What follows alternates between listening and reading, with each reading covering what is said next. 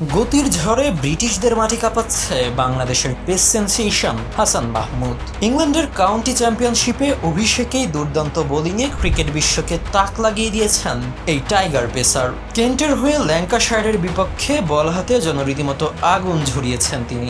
ব্ল্যাকপুলের Stanley পার্কে অনুষ্ঠিত ম্যাচে 2 ইনিংস মিলিয়ে মাত্র 101 রানে 9 উইকেট শিকার করে দলকে এনে দিয়েছেন এক মহাকাব্যিক জয়।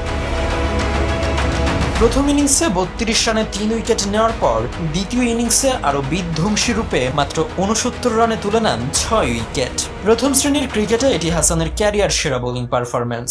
এই দুর্দান্ত কীর্তির মাধ্যমে ক্যারিয়ারের 35তম ম্যাচেই 100তম উইকেটের মাইলফলক পূর্ণ করলেন হাসান, যার বর্তমানে উইকেট সংখ্যা 104টি।